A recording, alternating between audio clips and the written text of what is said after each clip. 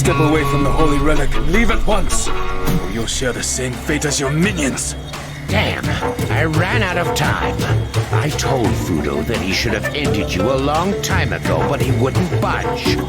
Blasted monastic solidarity. Fudo is a monk? Oops, perhaps I've said too much. Or have I? Yes, he's a monk. A Japanese one, of course, a Sohei. He frets that so many people have had to suffer, but still justifies his behavior in the name of lofty goals. He can be such a bore sometimes. But why keep talking about him? Let's get down to business.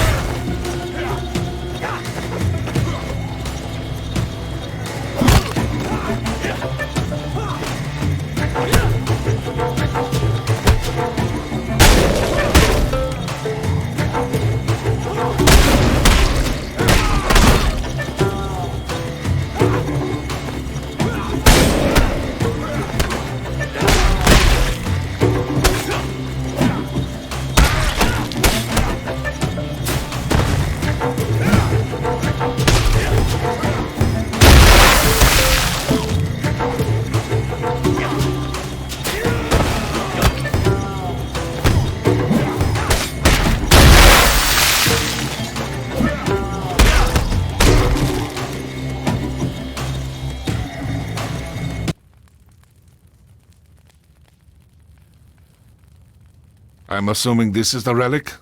If by relic you mean one of the sections of the Heshibi Jade Disc, then yes, it is. My guess has been confirmed. Heshibi? According to legend, this powerful artifact endows its owner with incredible power. All the manuscripts state that the disc disappeared 300 years ago during the Mongol invasion. That's right. As the barbarian army approached the capital, the order was given to break up the disc and hide it.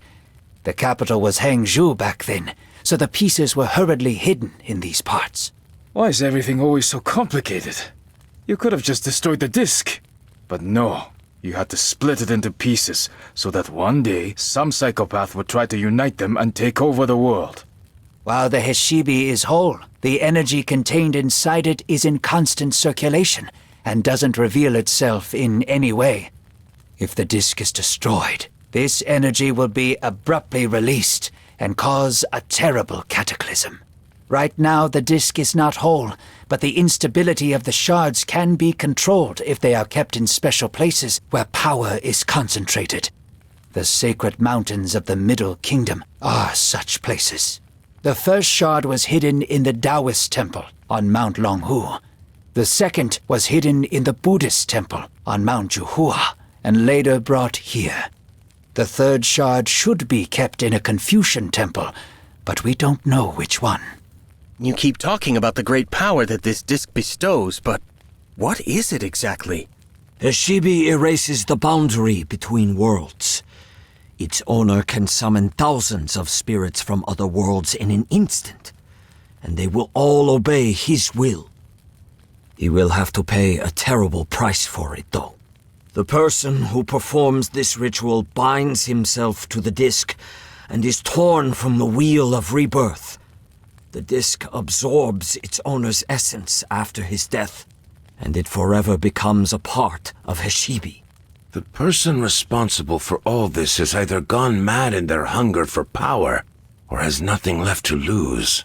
This is why the abbot suggested that we keep the shard until the conflict with the Wu Ku is over. He said that the shard will remain stable for a long time if nobody tries to use its energy. Meanwhile, they will try to find a new place to hide it.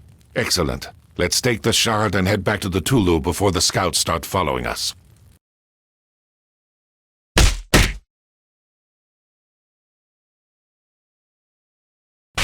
While the heroes made plans, good news arrived from Wang Taixin. His informant on the Ryukyu Islands had found out some valuable information about Fudo, the Wu Ku leader. This person would meet them in the town of Naha, capital of Ryukyu. Half of the monks went there on Li Haibo's ship, while the other half stayed behind to protect the country from pirate raids.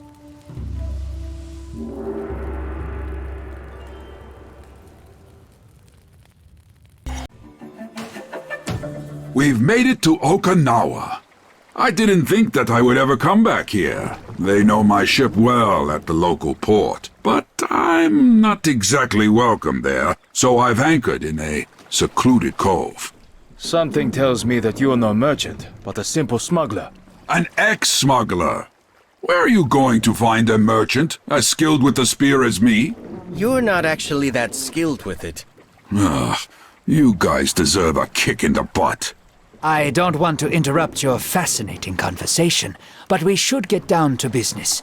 The informer is waiting for us at a tea house in the center of town. Wang Taixin should be there already. If the Wu Ku are truly in league with the Ryukyu merchants, they may have people stationed all over the island. Let's split up to attract less attention.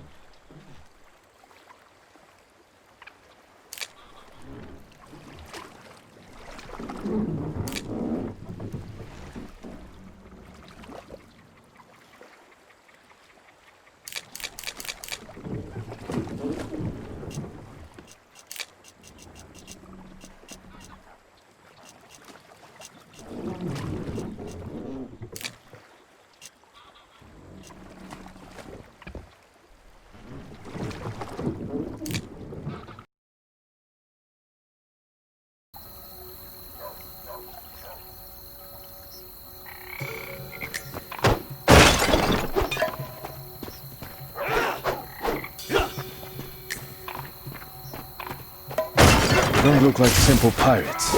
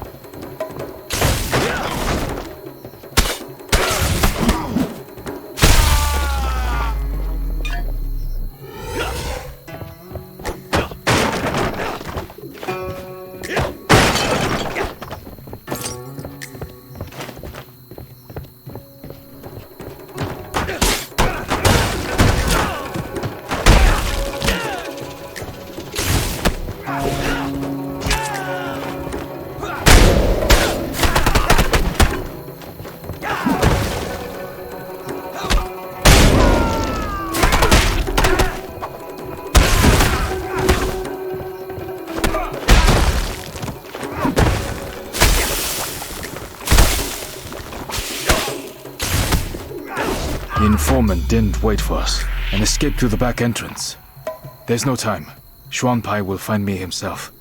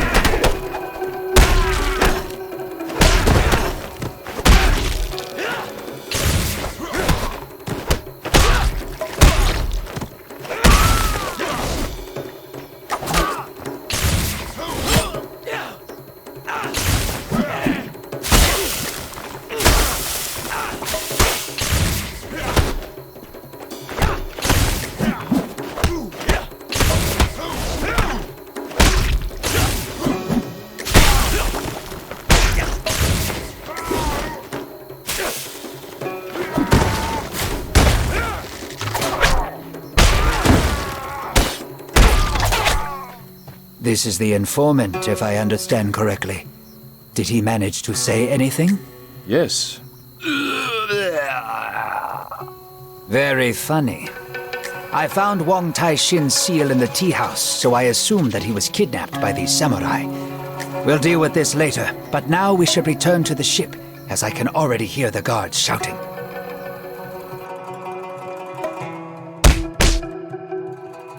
The informant is dead, and Wang Taixin has been kidnapped. We can consider the operation a failure for now. Don't give up yet. I know a man here named Kage Mosha, who is a veteran bandit and has spies on every street corner. He must know something.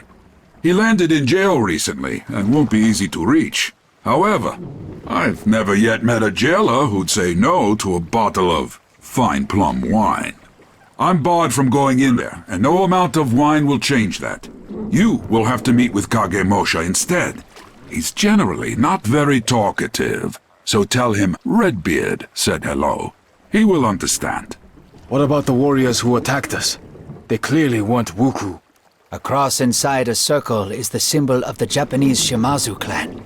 The Ryukyu merchants have collaborated with them for a long time, and may be using their soldiers for protection. As if the Wuku weren't enough. Now we have samurai as well.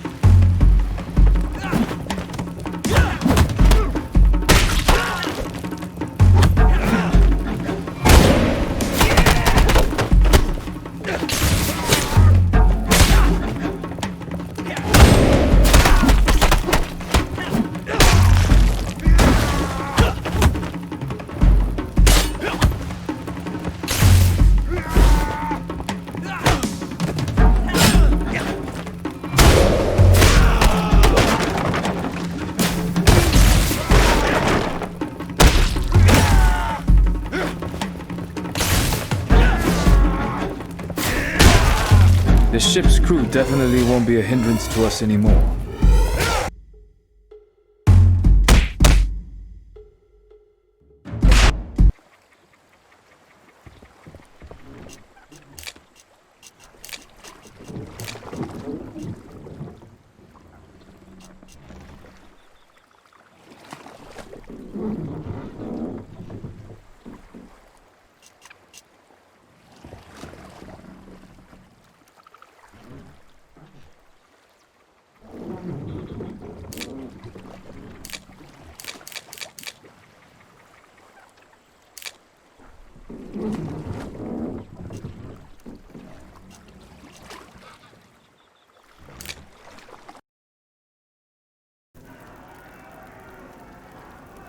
There's a riot in the prison, and the guards won't bother figuring out who's who. At least Liu Haibo will be happy that his wine is safe.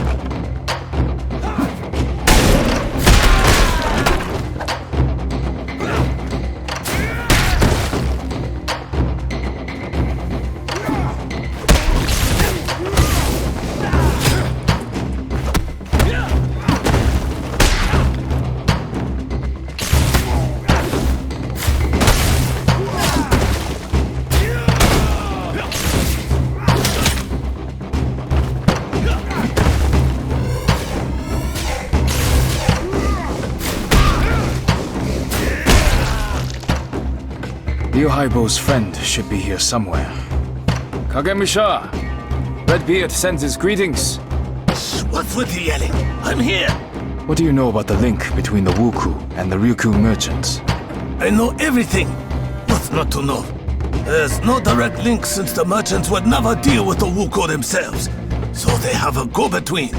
A Japanese man appeared here about half a year ago and offered the local wealthy people a deal.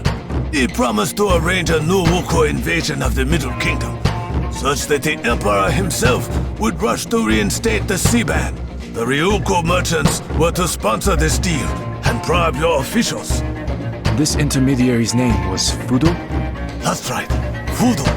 You really shouldn't be getting into this, monk. It's so messy that even I didn't want to get involved. I went to see this Fudo as part of a gang for hire, but the conditions on offer were too good.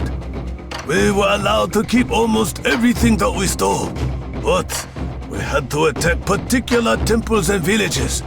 I figured the whole thing stank of politics and did a runner. Better to steal than to get drawn into a war. You said that you went to see Fudo, so you know the location of his lair? I wouldn't call it a lair. He's got a huge mansion on the east side of town, with gardens and a pond. A real nice place. Give me your map, I'll show you where it is. Thank you so much. You've really helped us. Now I must hurry before the gods appear. Wait, monk. Open the door to my cell. Ryohaibo didn't say anything about that. Here's the wine as a gift. That beard is a real jackass. I'm going to shave him when I get out of here.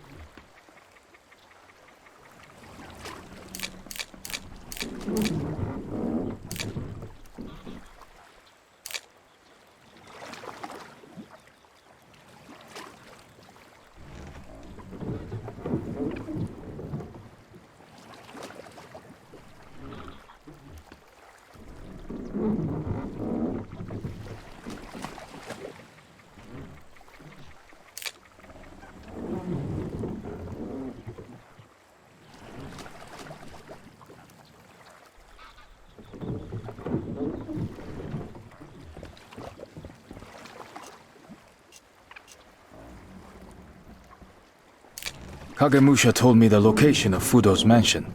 It's right here, in the east part of town. Excellent news. Wang Taishin must be there. You will go inside and free the official, and we'll stand outside the gates and hold back the samurai reinforcements. Try to act fast.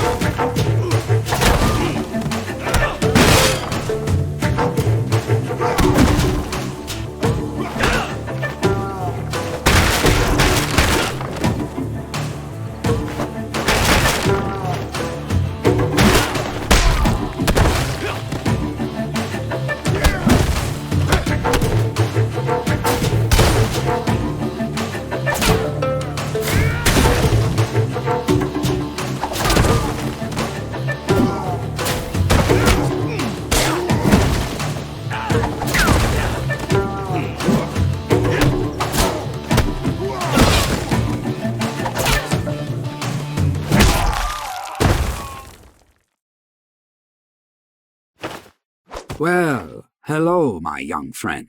Huang Taixing? Could it be that you're Fudo? Do I look like a Sohei? No, Dao Kung.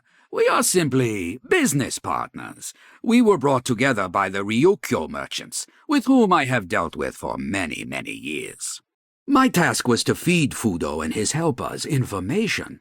For example, I told them about the temple where one of the Heshibi pieces was moved to, conveniently revealed to me by a group of Shaolin monks. Moreover, I had to prevent the news of Wuku attacks from getting out, blaming it all on regular bandits or villagers' tall tales. The merchants regularly paid me for all this. How does Fudo plan to use the Heshibi? He intends to summon an army of spirits and use it to establish a new order in his country, one without samurai, clans, or wars. His plan is as melodramatic and naive as Fudo himself. But if anyone can do it, it's him. You won't listen to me, of course, but a final word of advice, Dao Kung. Let that madman take the Heshibi and go back to where he came from. You're right, I won't. Farewell, Huang Taixing.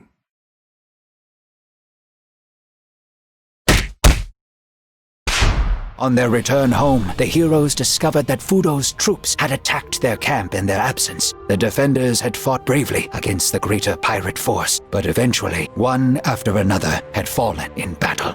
The bodies of Shang Lung, Yin, and Jin were mounted on their own staffs, and only the wounded leader of the monks was left alive. Fudo hadn't finished off Guan Li, but he had called up the white fire and burned the monks' eyes. He then took the shards of Heshibi, which were kept in the camp, and disappeared with the remains of the army as quickly as he had appeared.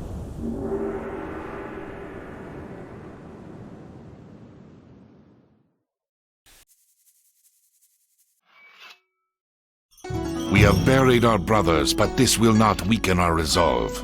We must find and attack the main Wuku base before Fudo obtains the third shard. It won't be easy to find, but Lu Haibo has an idea. Everything suggests that Fudo's main base is located not on the mainland, but on one of the islands east of Wenju. I have called together my old comrades, experienced captains, smugglers, and even adventure seekers, and they have agreed to help us with our search. After all, life will be easier for them if the Wuku are gone. This won't be a quick process, but it's the best we can do for now. And another thing. During the battle, we clashed with the Sohei, Japanese monks like Fudo himself. These warriors are incredibly strong and equal in skill to the Shaolin monks. Be careful when engaging them in battle.